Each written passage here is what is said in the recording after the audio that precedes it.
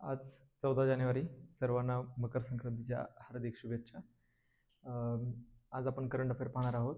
पण current affair सुरू करण्यापूर्वी सर्वांना रिक्वेस्ट आहे की चॅनल सबस्क्राईब करा, व्हिडिओ लाईक करा आणि व्हिडिओ खाली कमेंट करा. तर सर्वांना मकर संक्रांतीच्या हार्दिक शुभेच्छा. आज आहे मकर संक्रांती. ही मकर संक्रांती आपण का सेलिब्रेट करतो? तर सूर्याचं उत्तरायण इंडिकेट करतो. उत्तरायण म्हणजे काय? आता थंडी एकदम, कधी थंडी वाढलेली खूप, नाही का? मग त्यावेळेस सूर्य असतो तो एकदम मकर वृत्ताकडे गेलेला असतो. तिथून जेव्हा सूर्य उत्तरेकडे भ्रमण सुरू करतो त्यावेळेस आपण ते इंडिकेट करतो उत्तरायण यांनी. काही भागामध्ये भारताच्या त्याला उत्तरायण पण म्हणतात. तमिळनाडूमध्ये गेला पोंगल म्हणतात, आसाममध्ये गेला बिहू म्हणतात, कर्नाटकामध्ये मकर संक्रांती, महाराष्ट्रामध्ये पण मकर संक्रांती. तर हा एक खूप एन्शंट ट्रेडिशन आहे भारतामध्ये. 12 वर्षांनी जी मकर संक्रांती ती त्यालाच एक प्रकारे आपण आत्ता जे चालू आहे फेस्टिवल कुंभमेळा तो सेलिब्रेट केला जातो. कुंभ पण आता स्टार्ट झालेला आहे. सो मकर संक्रांतीचं बऱ्यापैकी महत्त्व आहे आपल्या संस्कृतीमध्ये. तर अशा या मकर संक्रांतीच्या सर्वांना शुभेच्छा. सो आपण आज स्टार्ट करूया करंट अफेअरला. PM step out of the comfort zone असं म्हणतात. कुठे? विकसित भारत डायलॉग. काय आहे विकसित भारत डायलॉग? दुसरी न्यूज काय आहे की तमिळनाडूमध्ये राष्ट्रगान, राष्ट्रगीत विधानसभेमध्ये त्यांच्यात सुरू करण्यावरनं किंवा चालवण्यावरनं एक वाद झाला. तो पण आपण पाहणार आहोत थोडक्यात काय आहे. जयशंकर यांना, जे ट्रम्प यांची शपथविधी आहे 20 जानेवारीला अमेरिकेचे राष्ट्राध्यक्ष म्हणून, 47वे राष्ट्राध्यक्ष म्हणून, त्यांच्या शपथविधीला आपले जे विदेश मंत्री आहेत ते जाणार आहेत.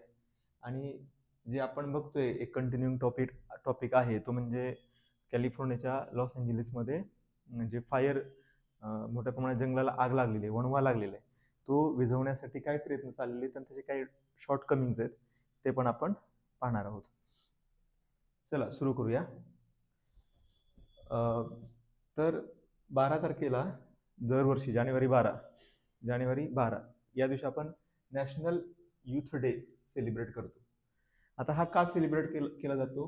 तर 12 जानेवारी 1863 मध्ये स्वामी विवेकानंदांचा जन्म झाला होता. तो स्वामी विवेकानंदांचा जन्मदिवस आपण नॅशनल यूथ डे म्हणून साजरा करतो. आता विवेकानंदांविषयी आपल्याला काही जास्त सांगायला नको. He is a national icon.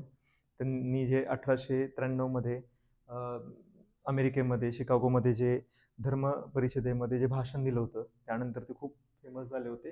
आणि त्या भाषणाच्या मुळे एक जगाला भारताची एक सांस्कृतिक ओळख निर्माण झाली किंवा सुरुवात झाली आपण असं म्हणूया. सो आत्ताचे जे आहे 2025 हा 162वा बर्थ ॲनिव्हर्सरी आहे स्वामी विवेकानंदांचा आणि त्याला आपण आता नॅशनल यूथ डे म्हणून साजरा करतो. तर याच्यामुळे म्हणजे या दिवसाचं सेलिब्रेशन म्हणून विकसित भारत डायलॉग आपण सेलिब्रेट करतोय. आणि तिथे जे प्राईम मिनिस्टर आहेत त्यांनी युथना काही संबोधन केलेले.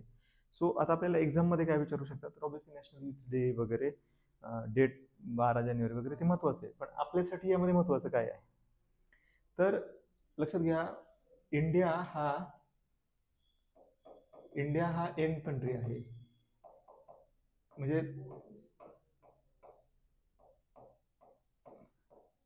भारत हा एक तरुण देश आहे. भारताची मेजॉरिटी पॉप्युलेशन ही 40 वर्षाच्या आतमध्ये आहे.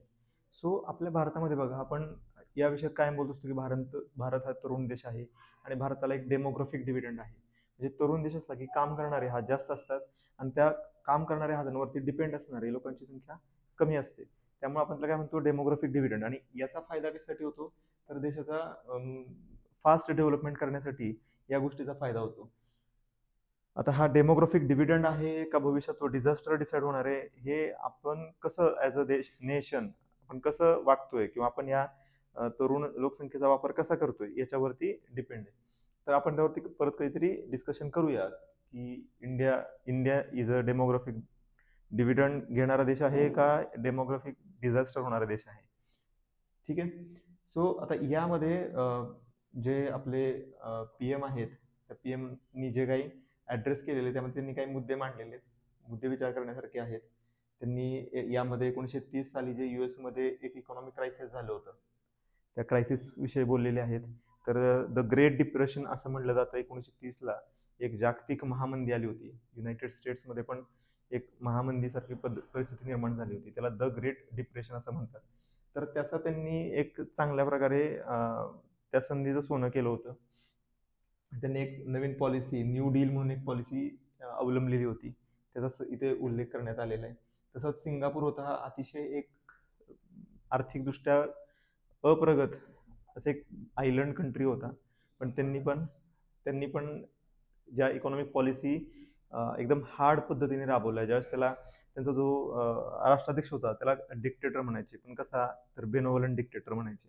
कशामुळे तर त्यांनी ते तशा पॉलिसी राबवल्या म्हणून आपल्याला आजचा सिंगापूर दिसतोय. सो कोणताही देश हा जर तुम्हाला मोठा व्हायचा असेल तर त्या ठिकाणी तुम्हाला स्ट्रॉंग डिसिजन घेतले पाहिजेत, काही पॉलिसी राबवलेल्या पाहिजेत. त्यावेळेस विरोध होतो, जसं की आपण काल बोललो की न्यूक्लिअर डील ॲक्सेप्ट करण्यापूर्वी मनमोहन सिंगांना पण खूप विरोध सहन करावा लागला होता. पण आज आपल्याला त्या पॉलिसीचे फायदे दिसतात. जसं आपल्या इथे ज्यावेळेस सर्व अकाउंट ओपन करण्यासाठी जनधन योजना सुरू केली होती, त्यावेळेस त्याला पण खूप विरोध झाला होता. किंवा हे आपण आता इलेक्ट्रॉनिक पेमेंट बघतो, गुगल पे, भीम ॲप वगैरे आपण पेमेंट करतो मोबाईलने, त्याला पण सुरुवातीला विरोध झाला होता. तुम्ही त्यावेळेस जर का पार्लमेंटची स्पीच बघितली असतील तर आपले पी चिदंबरम म्हणजे की जुने फायनान्स मिनिस्टर होते, ते म्हणत होते की आपला देश एकदम अडाणी आहे, लोकांना फोन वापरता येत नाही, गावातले भाजीवाले, छोटे मोठे व्यापारी ते थोडीच मोबाईल पेमेंट समजू शकणार आहेत. हे त्यांचे ऑन पार्लमेंट स्पीच आहेत की भारत हे ॲक्सेप्टच करू शकत नाही, भारतामध्ये हे पॉसिबलच नाही इम्प्लिमेंट करणं. पण तुम्ही आज जर का पाहिलं तर तुम्हाला कुठल्याही खेड्यामध्ये गेला तर तिथे छोटासा शॉपवाला किंवा भाजी मंडईमध्ये भाजी विकणाऱ्या व्यक्तीकडे पण QR कोड दिसतो तुम्हाला. सो लोक जर एखादी टेक्नॉलॉजी त्यांना फायदेशीर असेल किंवा त्या गोष्टीचा खरंच फायदा होणार आहे तर ती गोष्ट ॲक्सेप्ट करतात. ती काय एवढी महत्त्वाची अवघड गोष्ट नाही आहे ॲक्सेप्ट करणं. सो पण त्यासाठी ती गोष्ट इम्प्लिमेंट करण्याचं धारिष्य दाखवावं लागतं. आपण म्हणू त्याला की त्यासाठी काय पाहिजे, पॉलिटिकल विल पाहिजे, पॉलिटिकल विल पाहिजे. ठीक आहे. सो आता मोदींनी काय सांगितलं ह्याच्यामध्ये की भारताचं $10 ट्रिलियन इकॉनॉमी होण्याचं लक्ष्य आहे पुढच्या 10 वर्षामध्ये. सो अजून म्हणजे पहिलं लक्ष जे ठेवलेलं होतं ते $5 ट्रिलियन होतं. आपण आता जस्ट $4 ट्रिलियन पर्यंत पोहोचलेलो आहे. सो अजून $5 ट्रिलियन लक्ष आपण अचीव्ह केलेलं नाहीये, पण तोपर्यंतच आपण आता नेक्स्ट $10 ट्रिलियन लक्ष ठेवलेलं आहे. आता इथे त्यांनी एक पॉईंट एम्फसिस केलेला आहे प्राईम मिनिस्टरनी, की ते म्हणतात की large young population, with a large young population India will have a golden period over the next 25 years. एक मोठी यंग पॉप्युलेशन असल्यामुळे पुढचे 25 वर्ष असेल ते भारतासाठी गोल्डन पिरियड आहे. आपण तेच बोललो होतो की डेमोग्राफिक डिव्हिडंड, यंग कंट्री. पण आता आपल्याला याची एक दुसरी बाजू पण पाहूया की ही जी पॉप्युलेशन आहे, जी की आता खूप यंग पॉप्युलेशन आहे, आणि आपण जे पॉलिसी राबवतोय की 1 चाइल्ड पॉलिसी, 2 चाइल्ड पॉलिसी, आपला ग्रोथ रेट जे आहे तो कमी होतोय, म्हणजे मुलं आता कमी संख्या आहे मुलांची. आणि आत्ताचा जो तरुण भारत आहे तो कधीतरी म्हातारा होणार आहे आतापासून 25-30 वर्षानंतर. तो भारतामध्ये एक असा पण वेळ येणार आहे की जिथे म्हातारी लोक जास्त असणार आहेत आणि तरुण संख्या पर्यायाने कमी असणार आहे. आता ह्या परिस्थितीला किंवा अशी जी भविष्यात परिस्थिती येणार आहे त्या परिस्थितीमधून तुम्ही आता बघितलं तर आत्ताचा जपान त्या परिस्थितीचं रूपक आहे. किंवा जर्मनी घ्या, तुम्हाला तिथे ही परिस्थिती दिसते. जपानमध्ये अतिशय म्हणजे वयस्कर लोक आहेत आणि त्यांच्याबरोबर कोण नाही, ते एकटे राहतात आणि त्यांच्यावरती काम करू शकत नाहीत आणि मग त्यांच्याकडे त्यांना सांभाळणारं कोण नाहीये, तर ते एक वाईट परिस्थिती निर्माण झालेली आहे. पण त्या देशांची लोकसंख्या कमी होती, त्यामुळे तिथे अशी परिस्थिती निर्माण झाली तर ते थोडंफार टॅकल करू शकतात. पण भारताची जर पॉप्युलेशनची साईज बघितली आणि त्यावेळेस जर आपण हा परिस्थिती झाली भारतामध्ये तर एक अनार्की निर्माण होऊ शकते. मग अशा परिस्थितीमध्ये जर ती परिस्थिती भविष्यात येणारी परिस्थिती जर चांगली आपल्याला टॅकल करायची असेल तर आत्ताचा जो कालखंड आहे इथं आपण जे आपण म्हणून डेमोग्राफिक डिव्हिडंड आहे किंवा आपण जे तरुण पिढी आहे त्यांनी जास्तीत जास्त आपल्याला आपला जे कम्फर्ट झोन आहे त्याच्यापेक्षा जास्त काम करून परिस्थिती चांगली केली पाहिजे, सो दॅट नंतर ते आरामात जगू शकतात. आणि म्हणूनच इथे ते म्हणतात की step out of the comfort zone. Comfort झोनच्या बाहेर या, जास्तीत जास्त काम करा. इन शॉर्ट, आपण तुम्ही बघितलं असेल काही दिवसापूर्वी इन्फोसिसचे जे नारायण मूर्ती होते त्यांनी सांगितलं की एका आठवड्यामध्ये 70 तास काम केलं पाहिजे. LNTचे जे चीफ होते त्यांनी एका आठवड्यामध्ये 90 तास काम करा असं सांगितलं. सो तुम्ही जर उद्योगपती वगैरे बघितलं तेही म्हणतात की यंग जनरेशनने जास्त काम केलं पाहिजे. आपले PM पण म्हणतात की कम्फर्ट झोनच्या बाहेर येऊन काम केलेलं पाहिजे. याचं सगळ्याचं कारण हेच आहे की आत्ता जर केलं तर भविष्य चांगले, गोल्डन पिरियड क्रिएट होऊ शकतो, नाहीतर मग आपल्याला प्रॉब्लेम होऊ शकतो. India is now nearly $4 trillion economy आहे आणि त्याचं लक्ष आहे $10 ट्रिलियन, डबलपेक्षा जास्त इकॉनॉमी करण्याचं लक्ष आहे. पुढचं आहे Jaishankar to be at Trump's inaugural meet incoming team member. Okay, so 20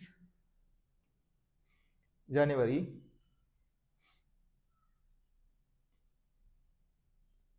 20 जानेवारीला दर इलेक्शन नंतर 20 जानेवारीला US चा प्रेसिडेंट शपथ घेत असतो. सो यावर्षी सुद्धा 20 जानेवारीला एक मोठं ग्रँड फेस्टिवल ऑर्गनाईज केलेलं आहे, शपथविधी सोहळा ऑर्गनाईज केलेला आहे. आता आपल्या इथे कसं तुम्ही बघा की छोटा मोठा फेस्टिवल ऑर्गनाईज केला म्हणजे एखादं सरकार निवडून आलं आणि त्यांनी जर का एक मोठा कार्यक्रम आयोजित केला की लगेच त्यावरती टीका करतात की एवढा मोठा कार्यक्रम करण्याची काय गरज आहे. आणि तिथं अमेरिकेमध्ये ट्रम्पनी असाच एक मोठा कार्यक्रम ऑर्गनाईज केलेला आहे. ऑलमोस्ट 1,500 कोटीचा आसपास खर्च या कार्यक्रमावरती केलेला आहे. सो इथे तुम्ही कुठेही तुम्हाला टीका करताना पहिल्यांदा दिसत नाहीये, कारण ते त्यांचं ग्रँडनेस दाखवत आहेत, ते त्यांचं मोठेपण दाखवत आहेत, जगाला आपलं वैभव दाखवतात इन शॉर्ट. तर आता यांचा जो 20 तारखेला शपथविधी कार्यक्रम आहे, इथे बऱ्याच देशांना त्यांनी इन्व्हिटेशन पाठवलं होतं. तुम्ही न्यूज बघितली असेल की त्यांनी चायनाच्या प्रेसिडेंट आहेत जी त्यांना पण बोललेलं होतं. भारताचे प्राईम मिनिस्टर आहेत नरेंद्र मोदीजी, त्यांना पण बोललेलं होतं. बऱ्याच देशांचे हेड आहेत त्यांना त्यांनी शपथविधीमध्ये आमंत्रित केलं होतं. पण तुम्ही ऑब्झर्व करा, जे मोठ्या देशांचे प्रेसिडेंट PM जे असतात ते जनरली दुसऱ्या देशाच्या PM किंवा प्रेसिडेंटच्या शपथविधीला जात नाहीत. लक्षामध्ये छोट्या देशांचे जातात, मोठ्या देशांचे जात नाहीत. तर भारतामध्ये आपले प्राईम मिनिस्टर नरेंद्र मोदींनी नाही, त्यांनी आपल्या वतीनं जयशंकरांना पाठवलं. तसंच चायनाचे जे प्रेसिडेंट आहेत जी ते स्वतः जात नाहीये, ते आपल्या वतीनं एक फॉरेन मिनिस्टरला शपथविधीला पाठवणार आहेत. सो एक म्हणू की ते एक आपण दुसऱ्या राजाच्या शपथविधीला गेलो म्हणजे आपण एक त्यांच्या अंकितासारखा एक ते गेस्चर आहे एक. आणि आंतरराष्ट्रीय राजकारणामध्ये सिम्बॉलिझमला फार महत्व असतं लक्षामध्ये. सो दुसऱ्या देशाच्या जेव्हा आपण तिकडे जातो तेव्हा कसं की इक्वल फुटिंगवरती बोललं जातं. जेव्हा इनॉग्रेशन असेल तर he is at higher pedestal, तुम्ही खाली बसणार, तर ते थोडं सिम्बॉलिझम व्यवस्थित होत नाही. त्यामुळे जनरली अशा गोष्टी जे मोठे देश असतात ते बघा, तुम्ही ट्रम्प कधी कुणाच्या स्वेरिंग इनला जाताना तुम्ही पाहणार नाही. रशियाचा प्रेसिडेंट कधी कुठे जाताना स्वेरिंग इनला जाताना पाहणार नाही. सेम चायना, इंडिया असे काही 4-5 देश आहेत जगामध्ये, ते कधी त्यांचे प्रेसिडेंट जात नाही. आणि आता आपण पण त्या लेवलमध्ये आहे. तर ही एक गोष्ट आहे महत्वाची. दुसरी आहे की जे प्रेसिडेंट आहेत ट्रम्प, ते 47वे प्रेसिडेंट आहेत युनायटेड स्टेट्स ऑफ अमेरिकेचे. जयशंकर तुम्हाला सगळ्यांना माहित असेल, हे भारताचे विदेश मंत्री आहेत. त्याच्या आधी ते सचिव होते. यांचे बरेच सोशल मीडियामध्ये यांचे रिस्पॉन्सेस जे असतात ते एकदम शॉर्ट सिंगल लाईनर म्हणून आपण वन लाईनर पंचेस असतात, त्यासाठी ते फेमस आहेत. ठीक आहे, आपण पुढची न्यूज बघूया.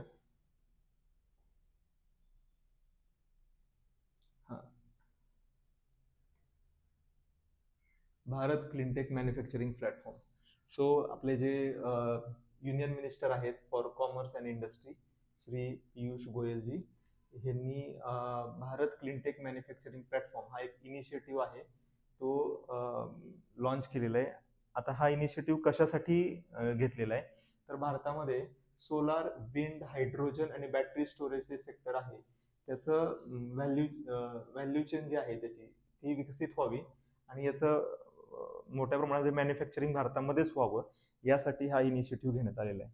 आता ही महत्त्वाची न्यूज आहे, आपल्याला एक्झामला पण विचारलं जाऊ शकतं. पण या ॲड्रेसमध्ये जे आपले मंत्री आहेत त्यांनी दोन गोष्टी बोललेल्या आहेत. एक म्हणजे प्रोडक्ट लिंक इन्सेंटिव्ह विषयी बोललेले आहेत आणि सबसिडी विषयी काय बोललेले आहेत? They are detrimental to long term growth. म्हणजे हानिकारक आहे. डिट्रिमेंटल म्हणजे काय? हानिकारक आहे. कशासाठी? दूर आपण लॉंग टर्म मध्ये जर तुम्हाला ग्रोथ करायची असेल तर ह्या गोष्टी हानिकारक आहेत. तर आपण हे पाहूया की PLI काय आहे आणि हे सबसिडीज काय आहेत. हे जो आता भारत क्लीनटेक मॅन्युफॅक्चरिंग प्लॅटफॉर्म, या सगळ्या गोष्टी नक्की काय आहेत, त्यांना म्हणायचं काय यामध्ये? तर आपण एक प्रोडक्ट लिंक इन्सेंटिव्ह जी स्कीम आहे ती बघूया. ही स्कीम लॉन्च कशासाठी केलेली आहे? तर भारतामध्ये काही सेक्टर्स होते त्याची ग्रोथ होण्यासाठी त्या सेक्टरमध्ये काम करणाऱ्या कंपन्यांना काही इन्सेंटिव्ह, काही सबसिडीज या सेंट्रल गव्हर्नमेंटकडून दिल्या जायच्या. म्हणजे कसं की आता सूर्य हर घर बिजली योजना जी आहे, PM सौर सूर्यघर योजना जी आहे, किंवा सोलर रूफटॉप आपण म्हणतो ती जी योजना आहे, त्यामध्ये कसं आहे की तुम्ही जर का ती रूफटॉप वगैरे बसवले तर तुम्हाला सबसिडी मिळेल. म्हणजे डिमांड, आर्टिफिशियल डिमांड वाढवण्यासाठी. जसं तर तुम्हाला सोलार घ्यायचं असेल तर लोक सोलार का घेत नाहीत? कारण खूप महाग पडते. तुम्हाला जर का एका घरापुरतं पाहिजे असेल तर 2 लाखापर्यंत खर्च येतो. मग ते जर का लोकांना घ्यायचं असेल तर गव्हर्नमेंट म्हणतं की 1 लाखाची किंवा 70,000ची सबसिडी आम्ही देतो. तुम्हाला 1,30,000 भरावं लागतील. म्हणजे लोकांना ती 1,30,000ला मिळते. कंपनीला मात्र 2 लाख मिळत आहेत. ते वरचे जे 70,000 आहेत ती सबसिडी आहे. ती कोण देते? गव्हर्नमेंट देते. हे कशासाठी करते? तर सोलार रूफटॉप जास्तीत जास्त बसवले जावे, म्हणजे सौर एनर्जी जास्तीत जास्त वापरली जावी. आता हे याचे रिझन पण आहे, लक्षात घ्या. जर तुम्ही जास्तीत जास्त सौर एनर्जी वगैरे वापरत असाल, रिन्युएबल एनर्जी वापरत असाल आणि त्याचा डे टू डे लाईफमध्ये यूज व्हायला लागला तर ऑब्व्हियसली तुमचा पेट्रोलियमवरचा जो ॲज अ एनर्जीसाठी जे आपण पेट्रोलियमचा वापर करतो त्याचा उपयोग कमी होईल, पेट्रोलियमवरचा डिपेंडन्स कमी होईल. म्हणजे जर तुम्ही आपण जर इलेक्ट्रिक व्हेकल्स बघा, इलेक्ट्रिक व्हेकल्स कशावर चालतात? बॅटरी लागते, आपण चार्जिंग करतो. आता हे जे चार्जिंग जर तुम्ही सोलारवरती इलेक्ट्रिसिटी जनरेट करत असाल तर व्हेकलसाठी लागणारं जे पेट्रोलियम आहे, डिझेल आहे, पेट्रोल आहे, त्याची तेवढ्या मोठ्या प्रमाणामध्ये गरज पडणार नाही. आणि त्याने प्रदूषण पण कमी होईल. आपण जे क्लायमेटशी रिलेटेड जे टार्गेट्स स्वतःसाठी ठेवलेले आहेत ते पण अचीव करण्यामध्ये भारताला फायदा होईल. त्याचबरोबर क्रूड ऑइलवरचा डिपेंडन्स कमी होईल. आपण पूर्ण क्रूड ऑइल इम्पोर्ट करतो, त्यामुळे क्रूड ऑइल इम्पोर्टमध्ये जे आपला डॉलर खर्च होत असतो, कारण का क्रूड ऑइलची जी पेमेंट आहे ती जनरली डॉलरमध्ये दिली जाते, तर ती पण आपल्याला द्यावी लागणार नाही. त्यामुळे आपल्याला डॉलरच्या रुपीचं जे रिलेशन आहे त्यामध्ये रुपी जो कायम पण पडतो अशी न्यूज ऐकतो, तर ते थांबण्यासाठी पण कुठेतरी थोड्या प्रमाणामध्ये त्याचा हातभार लागेल. त्यासाठी आपण एक वास्ट विचार करून जनरली यासाठी स्कीमसाठी आपण सपोर्ट केलेला असतो. पण फक्त सबसिडी आणि फक्त असे प्रोडक्शन लिंक्ड इन्सेंटिव्ह देऊन जर तुम्ही एखादी योजना राबवत असाल तर ज्यावेळेस तुम्ही ते सबसिडी किंवा इन्सेंटिव्ह देणं बंद कराल त्यावेळेस पुन्हा त्या गोष्टीची किंमत ओरिजिनल ठिकाणी येणार आहे आणि त्याचा प्रसार होणं थांबणार आहे. कारण पब्लिक नेहमी तीच गोष्ट चूज करणार आहे ज्याची किंमत कमी आहे.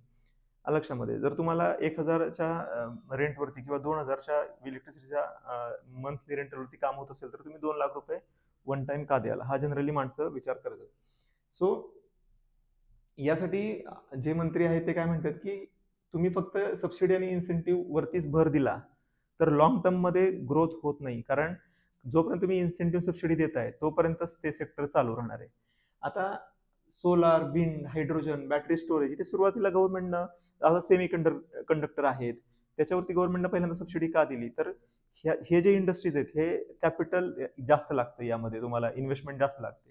तुम्ही विंड फार्म जे उभा राहतात त्यासाठी मोठ्या प्रमाणात कॅपिटल लागतं आणि एका व्यक्तीचं ते काम नाहीये की एवढा मोठा पैसा टाकणं आणि त्यामधून जर का तुम्हाला आउटपुट मिळाला नाही, कारण ही वीज थोडी महाग पडते.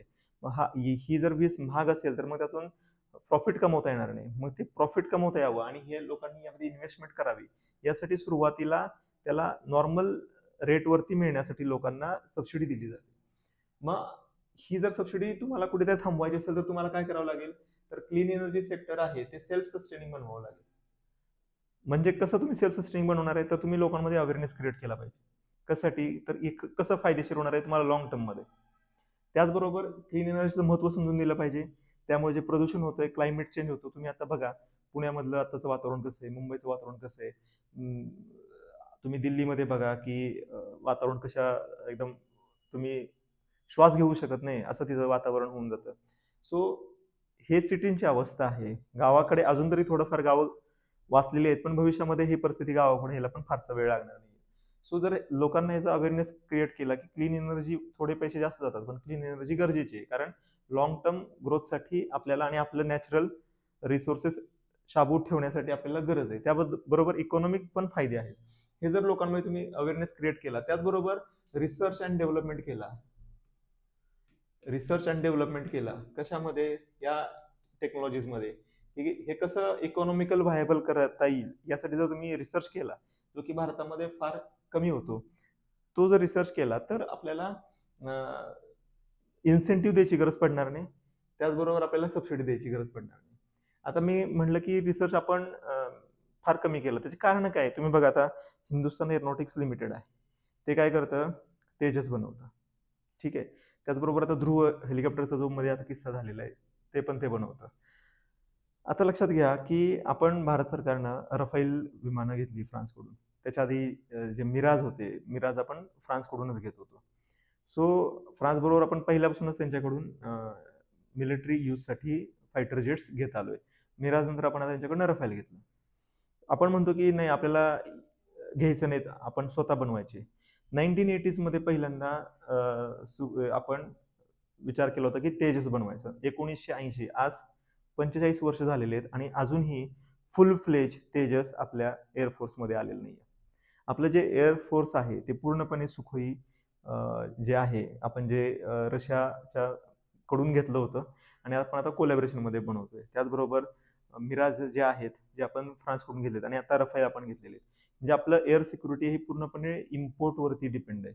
आणि गेल्या 45 वर्षामध्ये HAL सारखी कंपनी, जी की भारत सरकारची ओन आहे, त्यांनी अजून एक 5th जनरेशन 4.5 किंवा 4 जनरेशन एअरक्राफ्ट सुद्धा मार्केटमध्ये अजून आणू शकलेलं नाहीये फुल फ्लेजमध्ये. ध्रुव हेलिकॉप्टरमध्ये जो आता ऍक्सिडेंट झाला होता काल परवाच, त्यामध्ये सुद्धा आपण तेच बघितलं की तुम्ही इंडिजिनियस एक फुल फ्लेज स्वतः इंडिजिनियस असं टेक्नॉलॉजीचं एक फायटर जेट बनवू शकत नाही, किंवा एक मिलिटरी यूजचं हेलिकॉप्टर सुद्धा बनवू शकत नाही. सो R&D कमी पडतोय, आणि त्यासाठी आपले ते R&D म्हणजे काय की बाहेरून टेक्नॉलॉजी घ्यायची आणि मग आपल्या इथे बनवायचं. तर कुठे ना कुठे एक कल्चर जे आहे रिसर्च अँड डेव्हलपमेंटचं, त्याचं रिझन काय आहे? बरेच रिझन आहे. लोक म्हणतात की मुलं इथं शिकतात आणि नंतर मग US मध्ये जातात, सो ब्रेन ड्रेन आहे वगैरे, ठीक आहे, बरेच कारण असतील याच्या मागे, ठीक आहे. पण मुद्दा हे आहे की आपल्या इथे R&D ला प्रमोशन केलं पाहिजे. आपल्या इथे पॉलिटिकल रिझन्स आपण साईट करतो, आपण इकॉनॉमिक रिझन्स साईट करतो, आपल्याला रिझन्स भरपूर आहेत, पण वस्तुस्थिती ती आहे की आपल्या इथे R&D तेवढ्या मोठ्या प्रमाणात होत नाही. त्यामुळे ही परिस्थिती आपल्याला दिसते. आता हे जे काही PLIच्या स्कीम होत्या, त्या जनरली इलेक्ट्रॉनिक सेक्टरमध्ये त्यांनी PLI आणि सबसिडीज दिल्या होत्या, फार्मास्युटिकलमध्ये दिल्या होत्या, ऑटोमोबाईल, ऑटो कंपोनंट्समध्ये दिल्या होत्या, आणि रिन्युएबल एनर्जीमध्ये दिल्या होत्या. रिन्युएबल एनर्जीमध्ये सोलार PV मॉड्यूल्स. आता हे कसं करतात? उदाहरणार्थ सांगतो की सोलर रूफटॉपची जी स्कीम आहे, त्यामध्ये जर तुम्हाला सोलर ती स्कीम तुम्हाला इलिजिबल होणार असेल, तुम्ही त्या स्कीमसाठी इलिजिबल व्हायचं असेल, तर जे तुम्ही सोलर मॉड्यूल्स आहेत त्या पॅनल्समध्ये लागणारे, ते मेड इन इंडिया असतील तरच तुम्हाला सबसिडी मिळेल. म्हणजे आता ही स्कीम दिल्यामुळे काय होणार की तुम्हाला त्या स्कीमचा वापर करायचा असेल तर त्यातले जे मॉड्यूल्स लागत आहेत ते भारतामध्ये बनले पाहिजेत, म्हणजे मग भारतामध्ये कंपन्या बनवणार, कारण ती सबसिडी मिळते त्यांना, आणि लोक त्यालाच प्रेफरन्स देणार, म्हणजे त्यांचा माल आपोआप खपला जाणार आहे. मग लोक बाहेरून आणण्यापेक्षा इथे, जसं की आता भारतामध्ये फार पूर्वी मोबाईल प्रोडक्शन होत नव्हतं, आता आपण जगामध्ये second largest mobile phone manufacturer झालेलो आहे. का? कारण त्याच्याशी रिलेटेड जे इलेक्ट्रॉनिक्स, इथे मोबाईल फोन्स आहे बघा, आणि कंपोनंट्स, याच्यासाठी जे आपण सबसिडी दिली आहे, त्यामुळे भारतामध्ये आयफोन पण बनायला लागला, रेडमीचे पण फोन बनायला लागले, शाओमी पण भारतामध्ये आला. एकंदरीत काय आहे की या कंपन्या भारतामध्ये सुरू व्हाव्या म्हणून सुरुवातीला दिलेल्या सबसिडी होत्या, पण इथून पुढे जर तुम्हाला मार्गक्रमण करायचं असेल तर तुम्हाला स्वतःचं टेक्नॉलॉजी इन्व्हॉल्वमेंट घ्यावी लागेल, तुम्हाला R&D करावं लागेल, तुम्हाला लोकांमध्ये अवेअरनेस क्रिएट करावं लागेल. एकंदरीत हा एक उद्देश ठेवून आपण हे आर्टिकल पाहिलं पाहिजे. पुढे, व्हॉट इज पिंक फायर रिटार्डंट्स. आता कॅलिफोर्नियामध्ये, जे कॅलिफोर्निया हा पॅसिफिक महासागराच्या लगत अमेरिकेचा एक स्टेट आहे आणि लॉस एंजेलिस हा तिथेच आहे. तर तिथे गेले काही दिवस झालं फॉरेस्ट फायर्स चाललेले आहेत. आता हे लक्षात घ्या, पहिल्यांदा तिथे फायर लागलेली नाही आहे. तिथे वारंवार ह्या फायर लागतात. तुम्ही 10-15 वर्षांमध्ये मागचा रेकॉर्ड काढलं तर तुम्हाला दर 6 महिन्यात 4 महिन्यात एखादी फायरची न्यूज दिसतेच. छोटी मोठी तिथे फायर होतच असतात. जंगलामध्ये आग लागतो, वणवा लागतो, तर त्याचे काही रिझन असतात. तर ते आग लागणं नॉर्मल आहे. पण एवढे वर्ष आपण म्हणू की अमेरिका एक सुपर पॉवर आहे, ठीक आहे, पण एवढे वर्ष त्यांची ते आग लागते, पण अजूनही ते त्या गोष्टीवरती कंट्रोल करू शकलेत का? नाही. सो निसर्ग सांगतोय की डेव्हलप्ड किंवा पॉवरफुल कंट्री घरच आहे, नाही का? इथे आमची सत्ता आहे. म्हणून असं एक प्रकारे तुम्ही हे बघा, आग विझवण्याचे प्रयत्न चाललेत. हेलिकॉप्टर फायटर जेट्स मधून जे फायर रिटार्डंट्स आहे ते स्प्रे केले जात आहेत आणि हे एवढे दिवस झालं स्प्रे करण्याचं काम चालू आहे, तरी सुद्धा फायर अजूनही आटोक्यात आलेली नाहीये. लोक म्हणजे घर, सिटी, लोक ते गावाच्या गावं सोडून चाललेली आहेत आणि ते आगीच्या भक्ष्यस्थानी पडत आहेत, पण आग अजूनही आटोक्यात आलेली नाहीये. सो आता याच्यावरून हा एक विषय चर्चेत आलेला आहे. आपण म्हणतो की हा कंटिन्यूइंग टॉपिक आहे, रोज याच्यावरती काहीतरी न्यूजपेपरमध्ये येणार आहे. तर आज एक वेगळा मुद्दा आला होता जो की पर्यावरणाच्या रिलेटेड होता. म्हणून आपण आज हा टॉपिक घेणार होतो, पण या मुद्द्यामुळे आपण हा टॉपिक आज घ्यायचं ठरवलं की काय की एन्व्हायरमेंटल जे एक्सपर्ट्स आहेत ते काय म्हणतात, spraying fire retardants using planes is ineffective. म्हणजे याचा काही फायदा होणार नाहीये, एक्सपेन्सिव्ह पण आहे, म्हणजे महागडं पण आहे, आणि growing source of pollution for reverse and streams. म्हणजे काय की पाण्यामध्ये जर का हे पडलं तर त्यामुळे मोठ्या प्रमाणात जलाचं किंवा पाण्याचे जे सोर्सेस आहेत, विहिरी, नदी, नाले जे आहेत, त्याचं मोठ्या प्रमाणामध्ये प्रदूषण पण होणार आहे त्या ठिकाणी. आता हे पिंक फायर रिटार्डंट्स काय आहे, तर हे अमोनियम फॉस्फेट बेस्ड स्लरी आहे. म्हणजे यामध्ये काय सॉल्ट्स ऑफ अमोनियम पॉलिफॉस्फेट्स असतात. आता हे जे कलर केलेलं आहे हे कशासाठी आहे, तुम्हाला कळावं बाबा की इथे पडलेलं आहे. आता सपोज पाणी स्प्रे करून गेला, ठीक आहे, तर पुन्हा त्याच ठिकाणी पाणी स्प्रे करणार का? पाणी पडलेलं कळणार नाही. तर हे जे रेड कलरनी काय होतं, हे मार्क होतं. आता इकडे बघा आग लागलेली आहे. आता हे काय करणार, इथून पूर्णपणे ना असं राऊंड करणार ह्या पूर्ण पार्टला हे, आणि असं काय एक रेड तुम्हाला पूर्ण एरिया दिसतो पूर्णपणे खाली. आता हे जे आहे हे व्हेजिटेशन म्हणजे प्लांट्स वगैरे, झाडं वगैरे त्यावरती बसतं, ते वेपोराइज होत नाही आणि ते पूर्ण पॅक चिटकून बसल्यामुळे काय होतं की ते परत जळत नाही. कारण ते काय करतं, ऑक्सिजनशी जो संबंध आहे तो प्लांटचा तोडतं, आणि फायरसाठी ऑक्सिजन हा गरजेचा असतो. सो ऑक्सिजनचा आणि याचा जर का संबंध ब्रेक केला तर मग इथे फायर लागू शकत नाही. त्यामुळे ही जी फायर आहे ती पसरणार नाही, हा इथं एक त्यांचा विचार आहे. तर काय केलं जातं, हा जो लाईन अशा मारल्या जातात याच्या रिटार्डंटच्या, आणि मग फायर स्प्रे होऊ नये, म्हणजे स्प्रेड होऊ नये, पसरू नये फायर, यासाठी याचा वापर केला जातो. आणि मग कुठे मारले हे कळावं म्हणून ह्याच्यामध्ये हा रेड कलर आहे, पिंक कलर आहे, जेणेकरून त्यांना कळावं की हा आपण इथे स्प्रे केलेलं आहे, आता इथे स्प्रे करू, आता तिथे स्प्रे करू, त्यासाठी तो यूज केलेला आहे. आता यामधला हे बघा कन्सर्न काय आहेत, पर्यावरणवादी जे आहेत किंवा जे इन्व्हायरमेंटलिस्ट आहेत त्यांचे कन्सर्न काय आहेत, तर ते इनइफेक्टिव्ह म्हणतात. म्हणजे ह्याने काही फारसा परिणाम होत नाही, फायर स्प्रेड होण्यापासून वाचत नाही, महागडं पण आहे आणि पोल्युशन आहे.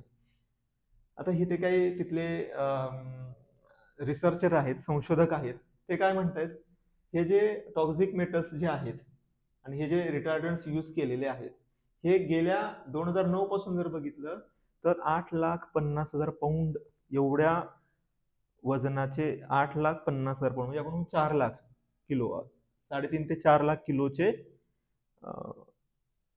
केमिकल्स हे स्प्रेड केलेले आहेत. कधीपासून? 2009 पासून. म्हणजे समजून घ्या की एवढ्या वेळा आग लागलेली. म्हणलं ना की इथे कायमच आग लागत आहे. तिथे काय की फास्ट विंड्स आहे, जसं सॅन्टाना म्हणून विंड्स आहे, त्या विंडमुळे काय होतं, ती आग पसरते सगळीकडे, ठीक आहे. तर एवढे मोठ्या प्रमाणात त्यांनी हे केमिकल्स वापरले. तर हे केमिकल्समुळे काय होते बघा, हे यामुळे कॅन्सर होऊ शकतो, किडनी आणि लिव्हरचे डिसीजेस होऊ शकतात माणसांमध्ये. त्याचबरोबर त्याचा जो ऍडव्हर्स इम्पॅक्ट आहे, म्हणजे ऍडव्हर्स म्हणजे त्याचा वाईट परिणाम जो आहे, दुष्परिणाम आपण म्हणू, तो जो आहे दुष्प्रभाव, तो कुठं होतो, तर पर्यावरणावर होतो. म्हणजे जलाशयामध्ये पण प्राणी आहेत, आणि जलाशयामध्ये जर का हे पडलं तर हे केमिकल्स जे जलाशयातले प्राणी आहेत, मासे असतील किंवा अन्य वन्यजीव आहेत, प्राणी, त्यांच्या पण शरीरामध्ये जाणार आहेत आणि ते सुद्धा त्यांनी दगावणार आहेत. सो त्यांच्या पण मृत्यूचं हे कारण होऊ शकतं. एकंदरीत पूर्ण अन्न साखळीमध्ये या केमिकल्सचा शिरकाव होणार आहे. सो जे पर्यावरणवादी आहेत, विशेषतः भारतामध्ये, ज्यांना अमेरिकेच्या NGO कडून फंड होत असतो भारतामध्ये नर्मदा बचाव आंदोलन करण्यासाठी, त्यांनी तिथे पण थोडं आपल्या आकांना विचारलं पाहिजे की हे काय चाललंय तिथे, नाही का. अमेरिकेतले त्यांचे आका आहेत, आपले ते आका आता चांगला फेमस शब्द झालेला आहे, तर त्यांनी पण आपल्या आकांना विचारलं पाहिजे की हा काय प्रकार आहे, तुमचे ते असं कसं काय चालू आहे. आता त्याचबरोबर लक्षात घ्या, हे जे इन्स्टन्सेस आहेत ते toxic metals can kill aquatic life. आता तुम्ही जेव्हा विमानानं मारताय तर ऑब्व्हियसली ते जमिनीमध्ये मुरणार आहे, पावसाच्या पाण्यामध्ये मुरेल, पाण्यामध्ये पडेल, सगळीकडे पडेल, झिरपणार आहे आणि ते कुठे ना कुठे कोणत्या ना कोणत्या मार्गाने तुमच्या अन्नाचा पाठ पण होणार आहे. सो हा एक अतिशय कन्सर्न असणारा टॉपिक आहे. आणि आपण कोणीतरी असं म्हणलं असेल, बघा त्यांच्याकडे काय भारी टेक्नॉलॉजी, विमानाने एकदम सगळीकडे मारलं, आग भिजली वगैरे. काही भिजलेलं नाहीये. आग वाढल्यानंतर काही विमानाने मारा तर कशाने मारा, लवकर विजत नाही. आलं लक्षामध्ये. सो टेक्नॉलॉजी बरोबर तुम्ही हा पण विचारला पाहिजे की तुम्हाला आगीनं, ठीक आहे, तुम्ही असं पण मरणार आहे हे असे केमिकल्सच्या स्प्रेइंगमुळे. असं तर इथपर्यंत समजलं तर हे आजचं आपलं महत्त्वाचं करंट अफेअर होतं. आणि हे करंट अफेअर जर तुम्हाला आवडले असतील तर आम्हाला फॉलो करा, डेली करंट अफेअर पाहत चला आणि चॅनलला लाईक, शेअर आणि सबस्क्राईब करा. थँक्यू. काय म्हणू आपण याला, बौद्धिक आतंकवाद.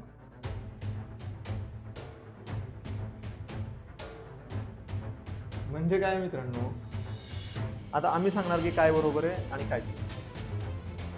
आता त्याचंच आपल्या पुढे एक उदाहरण आता आपण पाहणार आहोत. पण हे उदाहरण पाहताना आपल्याला काही गोष्टी जे समोर येणार आहेत त्या अतिशय हसण्यासारख्या जरी वाटल्या तरी पण अतिशय सिरियस आहेत. आणि हे आपल्याला प्रेरित करणार आहेत की पूर्णपणे मागे झालेल्या घटनांकडे क्वेश्चन मार्कनं पाहण्यासाठी. म्हणजे त्याचं आपण पुन्हा एकदा चिंतन, मनन, विचरण केलं पाहिजे त्या गोष्टी. I had created a myth and a fabricated character and named her Fatima. अशी कोणतीही व्यक्ती अस्तित्वातच नव्हती, ती गोष्ट या व्यक्तीनं निर्माण केली. आणि ही गोष्ट ही व्यक्ती निर्माण केली आणि काय सांगितलं, ही व्यक्ती महाराष्ट्रामध्ये, पुण्यामध्ये सावित्रीबाई फुले, ज्या त्यांच्या नावाने आपण आपल्या पुणे युनिव्हर्सिटीचं नाव दिलेलं आहे आणि ज्यांनी शिक्षण क्षेत्रामध्ये काम केलेलं आहे, सुरुवातीचं काम केलेलं आहे, त्यांच्याबरोबर या व्यक्तीसुद्धा शिक्षण क्षेत्रामध्ये त्यांच्या सहयोगी म्हणून काम करतात. मला एक प्रश्न विचारायचा आहे मित्रांनो, आणि महाराष्ट्रातल्या विशिष्ट लोकांना विचारायचं आहे, जर औरंगजेब एवढाच चांगला राजा होता, मग शिवाजी महाराज चूक होते का त्याच्या विरोधात लढत होते? जर आदिलशाही एवढी चांगली होती, जर टिपू एवढा चांगला होता, तर मग महाराष्ट्रामध्ये जे संभाजी राजे होते ते त्यांचं चुकत होतं का त्यांना विरोध करण्यामधून? दोघांपैकी कोणतरी एक बरोबर असणार आहे मित्रांनो. जर एवढा प्रजादक्ष, एवढा चांगला राजा असेल तर मग शहाजी राजांनी का विरोध केला? तुम्ही जेव्हा एकाच आपल्या इथे पण काही महाभाग नेते आहेत, ते म्हणतात की नाही ते बरोबर आहेत, हे पण बरोबर आहेत, असं कसं असू शकतं? ते काही बुक्स लिहिलेले आहेत, आता त्यांचं नाव घ्यायला नको, अगेन कॉन्ट्रोवर्सी, पण हे ॲट्रॉसिटी लिटरेचर केलं जातं. ह्यामध्ये अशा खोट्या गोष्टी लिहिल्या जातात की ज्याचे कोणतेही प्रूफ दिले जात नाही. आपल्या NCERTचं हिस्ट्री वाचा, ज्याला थोडंफार जरी आपल्या कल्चर बद्दल माहिती असेल तो व्यक्ती सांगेल की ह्या गोष्टी खोट्या आहेत, ह्या गोष्टी चुकीच्या आहेत. त्या RTI अंतर्गत NCERTला लोकांनी प्रश्न विचारला की याचा सोर्स सांगा. NCERT जे त्यांनी पुस्तकात दिले त्याचा सोर्स सांगू शकत नाही.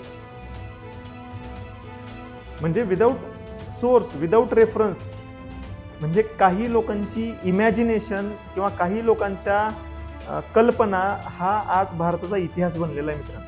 आता हे लॉ असतात, याच्याविषयी आता आधुनिक मनु कुणाला म्हणलं जातं? डॉक्टर बाबासाहेब आंबेडकरांना म्हणलं जातं आधुनिक मनु. म्हणजे ज्यांनी मनुस्मृती जाळली त्यांना पण मनुच म्हणलं गेलंय. मनु म्हणजे काय? लॉ बनवणारा व्यक्ती. आणि ही वेगवेगळ्या भागामध्ये कधीच मनुस्मृती अखंड भारतामध्ये लागू नव्हती. एखादा राजा मनुस्मृती मानत असेल, एखादा पराशर किंवा अजून एखादा कोणतं दुसरं, सर्वात ही जास्त फेमस झालेली आहे. आणि फेमस होण्यामागे 2 कारण आहेत. एक तर स्वतः मनू महाराजांनी लिहिलेली होती आणि दुसरी म्हणजे आंबेडकरांनी मनुस्मृती जाळली. या व्यतिरिक्त काही नाही. आता हे जर तुम्ही पराशर स्मृती बघितलं, मनुस्मृतीमध्ये सांगितलं विधवांचा विवाह होणार नाही, पराशरमध्ये सांगितलं की विवाह केला तरी चालतो. सो 2 स्मृती एकमेकांचे काउंटर व्ह्यू आहेत ना, त्या काळामध्ये पण होते ना. मग याच्याविषयी तुम्ही कधी बोलला नाही, तुम्ही फक्त मनुस्मृतीच बोलत असता ना. तुम्हाला पराशर नाही दिसली स्मृती त्यावेळेस, स्मृती मधला माहित नाहीये. याचं चूक आपली पण आहे मित्रांनो, आपल्याला आपल्याविषयी काहीच माहिती नाहीये. कोणीतरी बाहेरचं येऊन सांगणार की तुमच्या काळात असं होतं, आर्यांनी निवेदन केलं, मग आपण म्हणणार येस सर आर्यांनी निवेदन केलं. मग ते म्हणणार आम्हीच आर्यन होतो, मग म्हणणार येस सर तुम्हीच आर्यन होता, तुम्हीच आम्हाला निवेदन केलं आणि तुम्ही आम्हाला सिव्हिलाइज. आपण म्हणणार येस सर. मग ते म्हणणार खालचे ते द्रविडियन आहेत, त्यांची तुमची भांडणं झाली का, because they are black we are white. मग महाराष्ट्र म्हणणार तुम्ही मधले. महाराष्ट्र हायब्रिड झाला, मग तेच आपण महाराष्ट्र हायब्रिड झालो. पण हे बोलताना कोणी विचार करत नाही. आणि आपले इंटेलेक्च्युअलिस्ट साहेब त्यावरती हिस्टोरियन बसलेले आहेत आणि गधा मूर्ख हिस्टोरियन आहेत.